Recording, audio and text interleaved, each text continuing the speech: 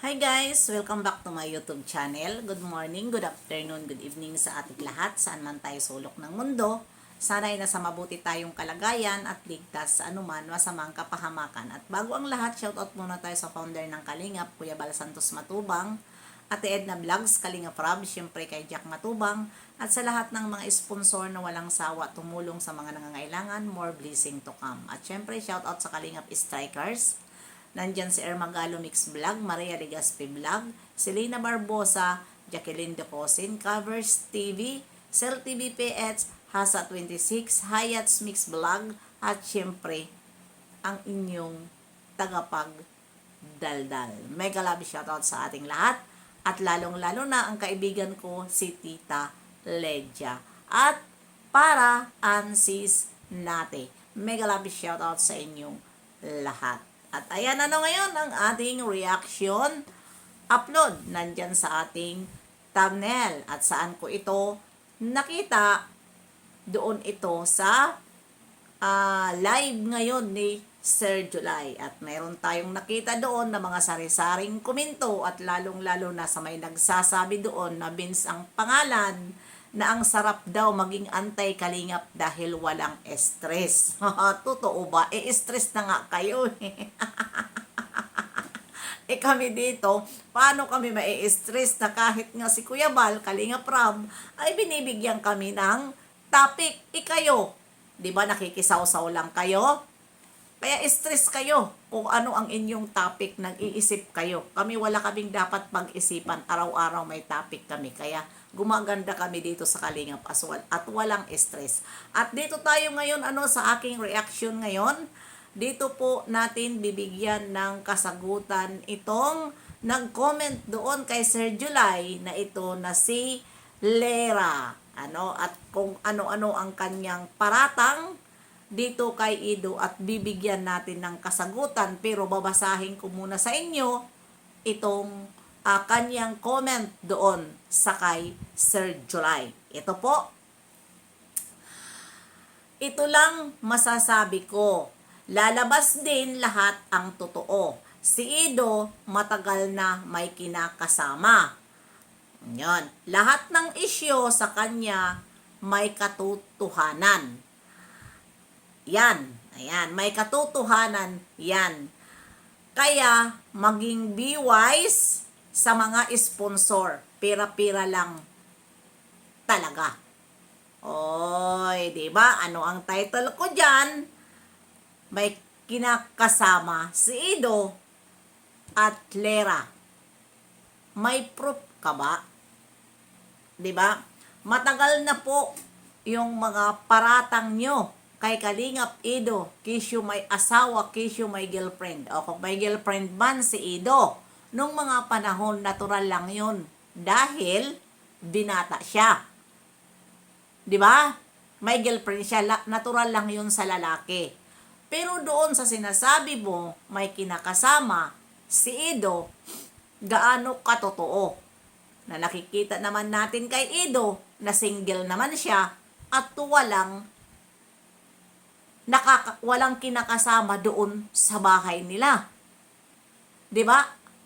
At maraming mga beneficiary niya na minsan nagpupunta sa bahay nila. At paano mo nasabi na mayroon kinakasama si Ido? Kung nagla-live ba si Ido sa kwarto niya tuwing gabi, nakikita naman natin na si Ido ay anong oras nagla-live sa kanyang kwarto. Mayroon ba doon nakikigulo? Dahil yun ang sinasabi mo, may kinakasama si Ido? Saan mo nalanghap yung issue na yan na sinasabi mo matagal na? Diba?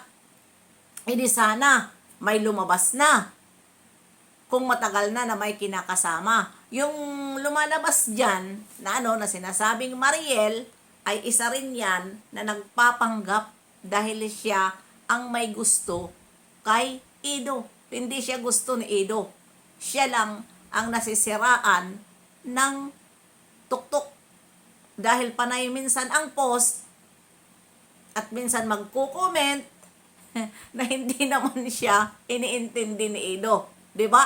At hindi siya rin kinakampihan. Kaya common sense na lang dito sa mga paratang nyo kay Kalingap Ido. Tuloy-tuloy po siya nagpapakita sa harap ng kamera na wala po siyang kinakasama. Dahil po ay diyan sa mga paratang nyo, ayan tuloy. 'Di ba hindi natin alam kung kailan na sila ni Bibi Biancy magkakatuluyan. Kasi yan si Bibi Biancy ang inyong pinagsisilusan lalong-lalo na ito si Lera. Baka ito po ay nagpapanggap naman ay si alam na kung sino itong mga nagkakagusto sa kanya. Una, chocolate. Pangalawa, yung Mariel. 'Di ba? At sino-sino pa na mga may gusto diyan kay Ido. Lalong-lalo na yung mga kunyari makaido pero iba pala ang kanilang mga pakay. May gusto pala sila na mga halatado ang kanilang pagkakagusto dito kay Ido pero wala naman sila magagawa dahil alam nyo naman si Ido ay direct to the point magsalita. 'Di ba? Ang matamaan ay bahala na kayo ang matamaan. At 'yun, balik tayo dito sa sinasabi ni Lera na may kinakasama. 'Yun lang ang hihingiin namin sa'yo na mga supporters ni Kalingap Ido, Lera. Magbigay ka ng proof kung totoo ba na may kinakasama si Ido. Para kami na mga supporters, hindi naman kami lagi makikipagbangayan sa mga binabato nyo kay Kalingap Ido. Para tumahimik din kami. Yun lang yun. Magbigay ka ng proof. Isa lang naman ang aming hinihiling. Dahil wala kaming nakikita kay Kalingap Ido, dahil puro nyo lang paninira, dahil nga ang inggit ay nakakamatay ang inggit, 'di ba? Nakakamatay ang inggit. Kaya yun lang ang aming hihingiin. Wala na kaming ibang hihingiin, magbigay ka. Kung sino ka man na Poncio Pilato na mahilig manira kay Kalingap Ido. At hindi nyo tinatantanan. Lahat na lang na mga mayroon love team tulad kay Jomar, yun din ang paratang ninyo, may kinakasama. Ngayon, si Ido may kinakasama. Si Mikoy may kinakasama. My goodness, ano ba talaga, ate, kuya? Ang mga style nyong bulok. Diba? Style bulok nyo Mima lang kayo, may masabi lang kayo dahil hindi kayo pinapansin. At lalong-lalo na yung may mga gusto kay Kalingap Ido na pinambablak ni Kalingap Ido dahil yun na nga, iniiwasan ni Ido dahil may paarte-arte o kung saan-saan siya sinasama, yun pala ay may mga masamang binabalak at gagawaan ng video at ilalabas sa social media para lang masira si Kalingap Ido. Yun po ang inyong mga diskarte. Pero hindi naman yun nasisira dahil tuloy-tuloy naman. Tingnan nyo ngayon, lumabas na naman kayo. Dahil bakit kayo lumabas? Ganun ang inyong sinabi. Dahil tuloy po ang IDSI. 'Di ba? Bakit? Walang problema. 'Di ba? Kung yun ay may kinakasama, bakit pa sasabihin ni Kalingap Rab na puspon muna ang ibang love team maliban sa IDSI? Ibig sabihin, kung talagang mayroon si Kalingap Ido, ay isasama na rin yan. Ay hindi, baka sabihin na naman mayroon ang iba, nagkakamali na naman ako dito sa sinasabi. Kung talagang mayroon si Kalingap Ido, ay lahat na yan.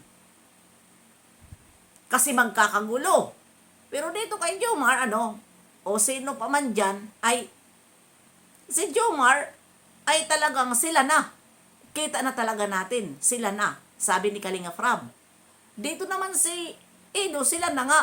Pero, dito na lang natin bigyan ng pansin kung talagang mayroon si Edo. 'Di ba? Kaya doon kayo nagkakamali sa mga paratang nyo kay Kalingap Edo. Dahil hindi kayo makamove on. 'Di ba? Hindi kayo makamove on dito sa kay Kalingap Edo. Dahil kung pinapansin kayo ni Kalingap Edo na magandang pakikisama sa inyo ni Kalingap Edo, binibigyan nyo ng kahulugan na kisyo, in love na si Kalingap Edo sa inyo. Kahit dyan sa mga beneficiary, mag-ingat-ingat kayo din na magkagusto kayo kay Kalingap Edo dahil binibigyan lang kayo ng pagmamahal ni Edo na bilang kapatid at beneficiary. Kaya huwag kayo rin mag-isip na may gusto sa inyo si Edo. Kaya hanggang dito na lang. See you next live and upload. God bless sa ating lahat. Mabuhay ang Kalingap.